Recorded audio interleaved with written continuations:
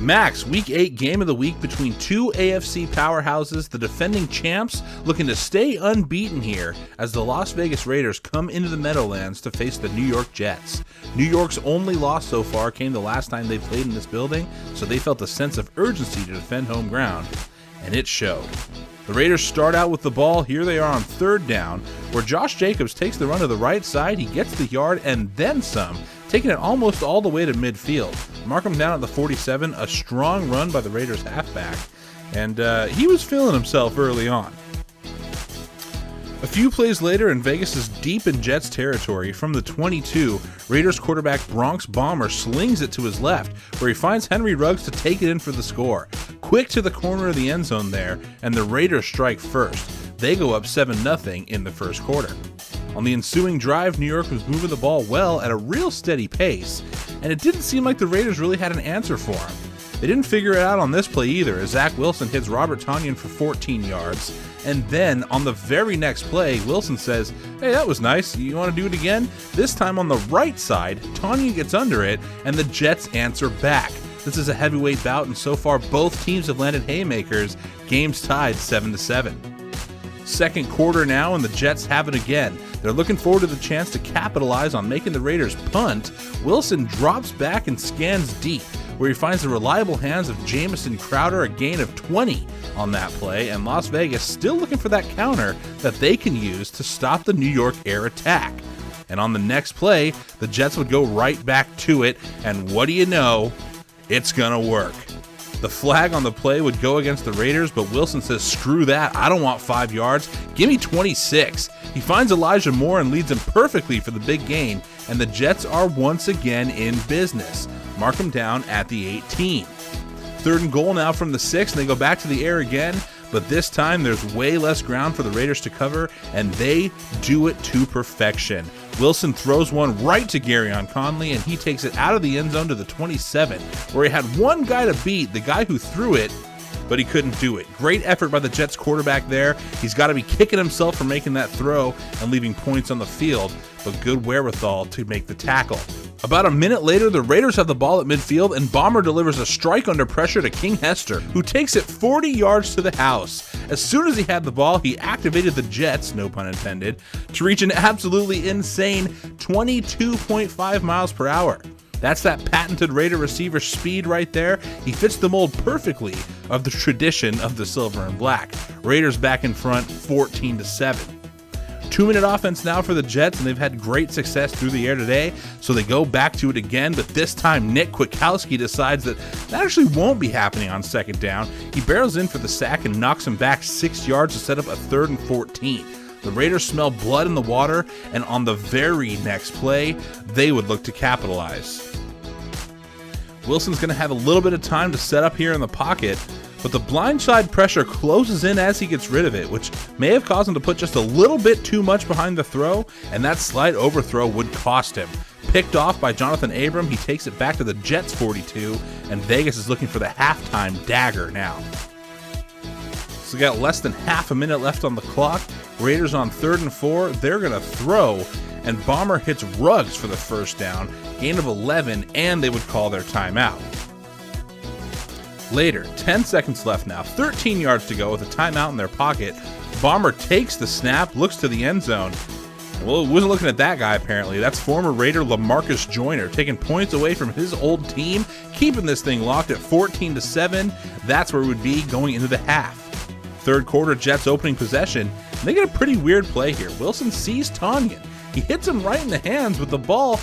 It's going to get knocked loose and right into the hands of their other tight end, Tyler Kroft. So all's well that ends well. They probably don't care who gets the reception as long as it counts, and it does. So, hooray is what they're probably saying. A little bit later, Jets face another 3rd and long. This time, Wilson sees his halfback, Michael Carter, coming out of the backfield and finding the soft spot in Raiders coverage. He just does get to the marker, and the Jets keep it moving with a clutch 3rd down conversion.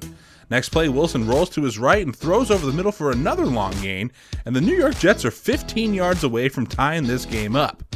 But the following play, They abandon the passing game and run an option. Wilson elects to keep it, and the Raiders defense makes him pay. A swarm of white jerseys swallows him up, and the ball comes loose, allowing Trayvon Moehrig to come and scoop it up. Raiders ball at their own 18, and the defense comes up clutch once more. So, what do the Raiders do with it? Bomber. He's going to look to live up to his name here. He hits the play action, rolls right and throws across his body. A cardinal sin for quarterbacks in this league, and Brendan LeBron makes him pay. Picked off at the 25, he gets a nice return out of it too, able to take it all the way out to the 42-yard line before the Vegas offense brings him down.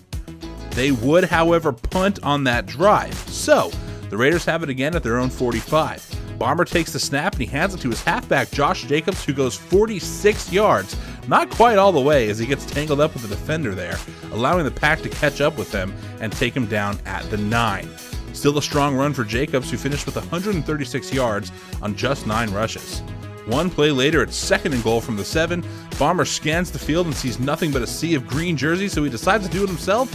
Only problem with that is that the Jets are ready for that too. Blake Cashman pops it loose, and Sheldon Rankins collects it for his boys, huffing and puffing his way to their own 32-yard line.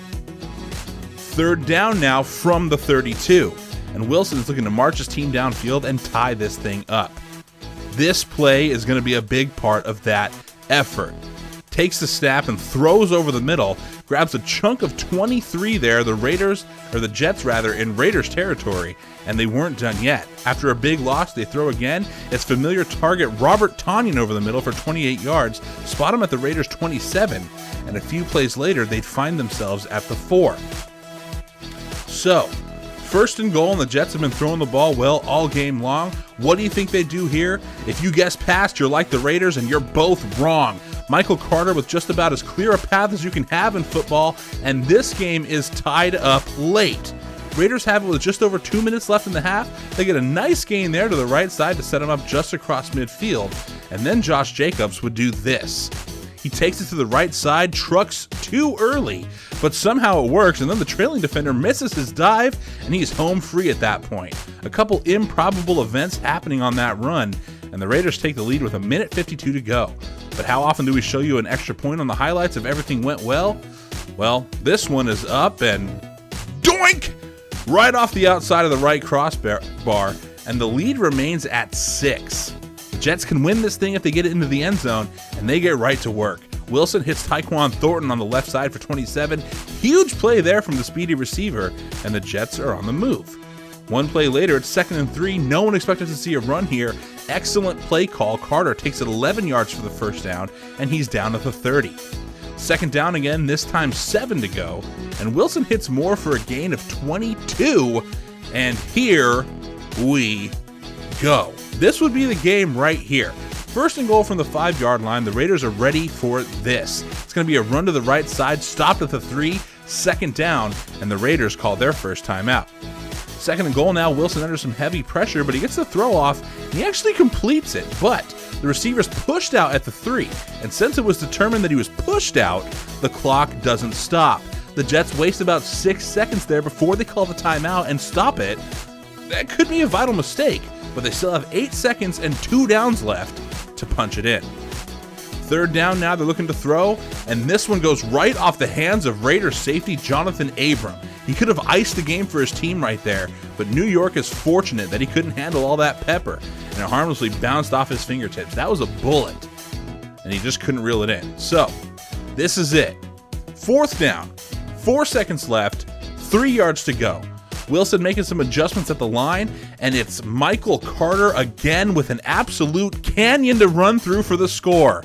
Temporarily ties it up, and after the Raiders call a timeout to ice the kicker, the final blow is up and through the uprights. Snatching victory from the jaws of defeat, the New York Jets defend home field and hand the Raiders their first loss. Well, not so fast. There's still 2 seconds left on the clock. All they need here is a minor miracle, and, well, they would fall a bit short. So the game's over. The Jets win.